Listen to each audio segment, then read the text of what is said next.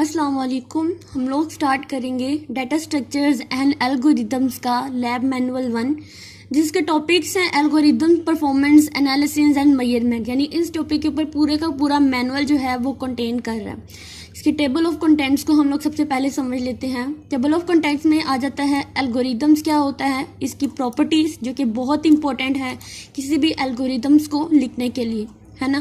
उसके बाद है परफॉर्मेंस एनालिसिस, यानी एल्गोरिदम्स में किस तरह से सारे परफॉर्मेंस होती है उन सबको हम लोग डिस्कस करेंगे विद एग्जांपल्स। नेक्स्ट कुछ कम्प्लेक्सिटी आ जाती हैं हमारे पास, जैसे टाइम कम्प्लेक्सिटी है, इसकी असिम्प्टोटिक नोटेशंस हैं जिसमें big O notation, omega notations और थीटा नोटेशन सबसे कॉमन है, इनको हम लोग पढ़ेंगे। फिर हमारे पास कुछ हमारी लैब एक्टिविटीज़ आ जाती हैं जिनमें प्री लैब एक्टिविटीज़ होती हैं और पोस्ट लैब एक्टिविटीज़ होती हैं और कुछ इन लैब होती हैं। तो प्री लैब एक्टिविटीज़ होती हैं जिसमें एल्गोरिदम्स को हम लोग पढ़ेंगे, उसके बाद स्टेप काउंटिंग ऑफ एल्गोरिदम, और ये हमारे पास उसकी एग्जांपल्स हैं, इनको हम लोग सॉल्व करने की कोशिश करेंगे। जैसे यहाँ अब इस मैनुअल के अंदर हम लोग तीन सॉफ्टवेयर्स का मतलब तीन चीज़ों का हम यूज़ करेंगे, या तीन लैंग्वेजेस कह सकते हैं, हम लोग उनको यूज़ करेंगे। एक तो हमारे पास हमारी सूडो कोड लैंग्वेज है वो, दूसरा हम C++ और तीसरा हम C। अब C जो है वो हम लोगों ने अपने सेकेंड सेमेस्टर के अंदर पढ़ी थी प्रोग्रामिंग फंडामेंटल के अंदर।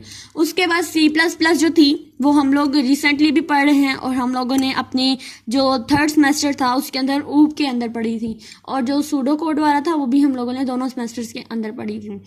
तो आप लोगों को सूडो कोड लिखने के लिए सॉफ्टवेयर चाहिए है लैरप, लेकिन हम उसका यूज़ नहीं करेंगे ज़्यादा, क्योंकि अब हम लोग लैंग्वेजेस C और C++ इनका ही ज़्यादा यूज़ करते हैं। अब एल्गोरिदम्स को हम लोग लिखते क्यों हैं, ताकि हम जो हैं उसको अच्छे से ऐसा लिखते हैं कि हमारे जो प्रोग्राम है जो हम लोगों ने ये C या C++ में लैंग्वेजेस में उनको इम्प्लीमेंट करना होता है, तो उसकी बेहतर अंडरस्टैंडिंग के लिए, बहुत रीडेबिलिटी के लिए हम लोग एल्गोरिदम बनाते हैं, ठीक है। उसके बाद देखिए हमारे पास टास्क नंबर 1 है जिसके अंदर हम लोगों ने ये वाले टास्क करने हैं, कोड 1 कोड 2, 2 कोड गिवन है। उसके बाद टास्क नंबर 2 है जिसमें स्पेस कम्प्लेक्सिटी है, इसमें टाइम इक्वेशन थी, इसमें स्पेस कम्प्लेक्सिटी एनालिसिस है जिसके अंदर हम लोगों ने 5 कोड को डिस्कस करना है। उसके बाद इन लैब एक्टिविटी है जिसमें परफॉर्म द कम्प्लेक्सिटी एनालिसिस था, टास्क नंबर 1 और 2, इसके अंदर भी 2 टास्क हैं। और पोस्ट लैब एक्टिविटी है जिसके अंदर है वाई एफिशिएंट सोल्यूशंस क्या होते हैं, फिर बाकी ये चीज़ें हम सारी इनके अंदर डिस्कस करेंगे, ठीक है। तो चलते हैं हम लोग अपने मैनुअल को स्टार्ट लेते हैं। तो देखिए सबसे पहले आ रहा है एल्गोरिदम्स क्या होते हैं। In a computer science algorithm is a well defined step by step procedure और set of instruction that are design to solve a specific problem और परफॉर्मेंस अ पर्टिकुलर टास्क। हमारे पास जो एल्गोरिदम होता है एक स्टेप बाय स्टेप प्रोसीजर होता है, हमारे कोई भी स्पेसिफिक टास्क को या जो भी स्पेसिफिक प्रॉब्लम्स होती हैं उनको सॉल्व करने के लिए हम लोग एल्गोरिदम को डिज़ाइन करते हैं, ठीक है। इसके अंदर सेट ऑफ इंस्ट्रक्शंस होती हैं। Algorithms are the fundamentals to computing and play a crucial role in various area such as programming, data processing, artificial intelligence and more. हमारा जो एल्गोरिदम्स होता है डिफरेंट एरियाज़ के अंदर, कंप्यूटर फील्ड के अंदर डिफरेंट एरियाज जैसे प्रोग्रामिंग है, डाटा प्रोसेसिंग है, आर्टिफिशियल इंटेलिजेंस है, इनके अंदर एक क्रूशियल रोल जो है वो प्ले करता है, यानी इसका बहुत इंपॉर्टेंस है इस कंप्यूटिंग फील्ड के अंदर। They provide a systematic way to solve a problems, किसी भी प्रॉब्लम को सॉल्व करने का एक सिस्टमेटिक वे प्रोवाइड करते हैं। Automate task in a way that computers can understand and execute, ठीक है। उसके बाद प्रोग्रामिंग फंडामेंटल कोर्स में we have discuss about different problems and solve those problem. The solution to problem is basically an algorithm सीधा, यानी जब हम लोगों ने प्रोग्रामिंग फंडामेंटल का कोर्स किया था तो उसके अंदर हम लोगों ने इसका यूज़ किया था अपने डिफरेंट किस्म की प्रॉब्लम्स को सॉल्व करने के लिए हमने एल्गोरिदम्स का यूज़ किया था, और उसके लिए हम लोगों ने एक सॉफ्टवेयर जो था वो यूज़ किया था जिसका नाम था लैरप, ठीक है। और अब अगर इसको हम डाउनलोड करने की कोशिश करें तो ये थोड़ा एरर, इसके अंदर थोड़ा वायरस वाला आ जाता है, यानी कि सेव नहीं है, सिक्योर नहीं है हमारे लिए। फिर भी हम लोग इस डायग्राम के थ्रू समझ लेते हैं उसको। This is a simple algorithm that you have design in programming fundamentals के अंदर हम लोगों ने एक सिंपल एल्गोरिदम का यूज़ किया था, जैसे यूजिंग लैरप they print the odd number from 1 to 10।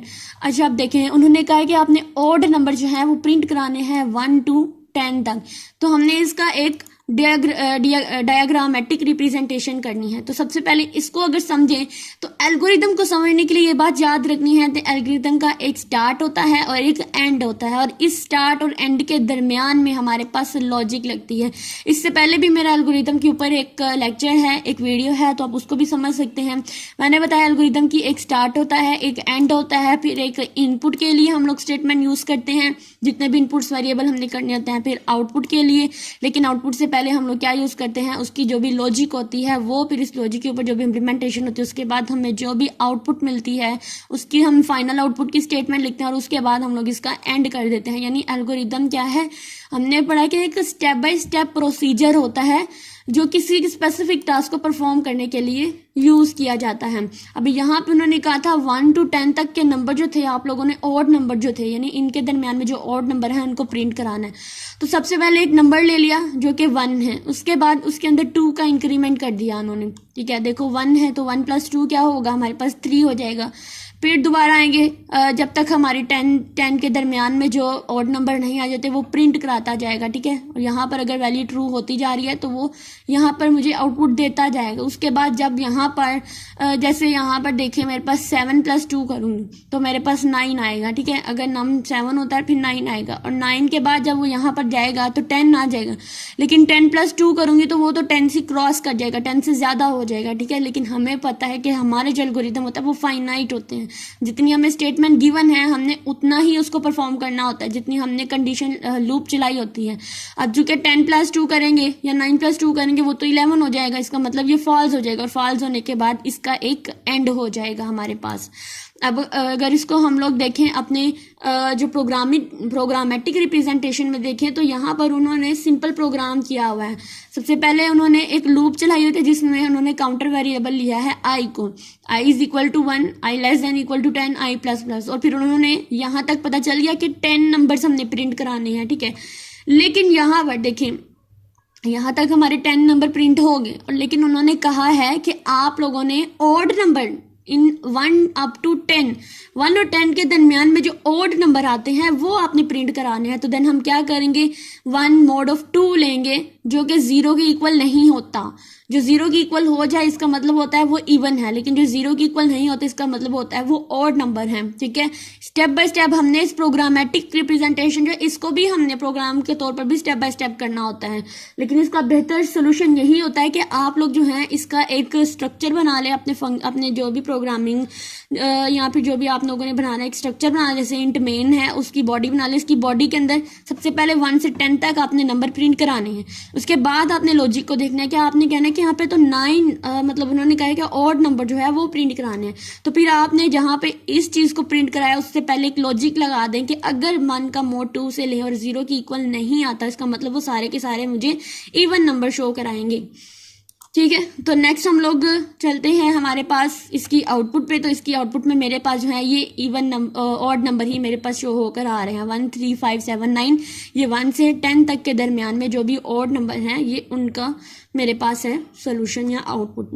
This was a very simple algorithm that we discuss, यानी कि अभी हमने जो भी सिंपल जो एल्गोरिथम है उसको डिस्कस किया है। Can be very complex and their implementation may not be simple. ठीक है, कुछ एल्गोरिथम्स होते हैं वो बहुत कम्प्लेक्स भी हो सकते हैं जिनकी इम्प्लीमेंटेशन सिंपल नहीं होती। अब नेक्स्ट वीडियो के अंदर हम लोग इसकी प्रॉपर्टीज़ को, एल्गोरिदम की जो प्रॉपर्टीज़ होती हैं उनको डिस्कस करेंगे थोड़ा सा डिटेल के साथ, और ये भी पता करेंगे कि ये कहाँ कहाँ पर यूज़ होती हैं। नेक्स्ट परफॉर्मेंस एनालिसिस कहाँ है इसकी, उनको टाइम कंप्लेक्सिटी, यानी कि हम लोग इस मैनुअल को करने की कोशिश करते हैं और इसके जो प्रॉब्लम होते हैं उनको सॉल्व करने की कोशिश करते हैं। मुझे उम्मीद है कि आप लोगों को आज की ये वाली वीडियो जो है आपके लिए बहुत हेल्पफुल होगी। तो नेक्स्ट वीडियो के लिए भी आप लोग हमारे साथ बने रहेंगे।